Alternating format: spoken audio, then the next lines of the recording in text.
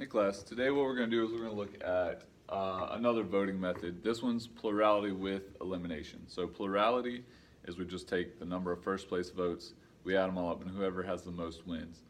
But the problem with that was we didn't get to a majority. So here, this one guarantees that we get to a majority of the vote within the electorate. So whoever is voting for this, we make sure that we get to a majority. So first, everybody votes for their favorite candidate, just like we would do for plurality. We look at their first place votes.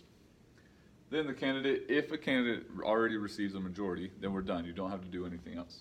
But if there's not a majority, then the next candidate, then a candidate is eliminated. Whoever has the lowest votes is then eliminated. And then all of those votes will then go to that set of voters will go to their second choice. So if somebody gets eliminated, all those people get to then go back and vote, and they vote for whoever they would have chosen second. So we make sure that we get a preference ballot here, and it helps us do this. So I'm going to use that same preference ballot that we've been using. So we got four candidates, A, B, C, and D. So what we want to do first is just look for plurality. So how many votes they have overall. So we got A, B, C, and D. All right, so A, as we looked here, A had 10 votes. B had 9 votes. C had 11, and D had 3.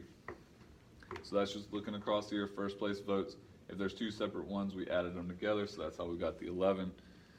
So that's our plurality. But what we want to look at is we want to make sure that somebody gets a majority.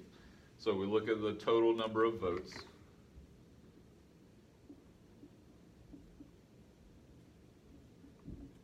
So our total number of votes for this was 33. So majority of that is 50% plus 1 vote. So we're going to divide that in half and then add 1 to it. So half of 33 will be 16 and a half, and then all I'm going to do is round up. So majority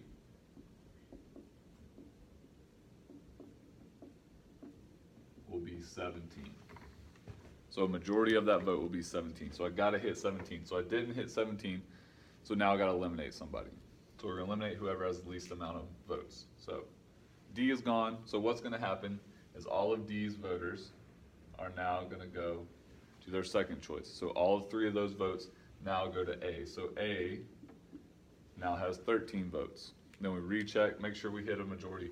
We haven't hit a majority yet. So then we go through the same process again. 13, 9, 11. Somebody's going to get eliminated. So voter B, or candidate B is eliminated. So then we go back up to the table. B is right here. They got those 9 votes. They're all going to go to A. So A now has 22 votes. So now we've got 22. That's over a majority.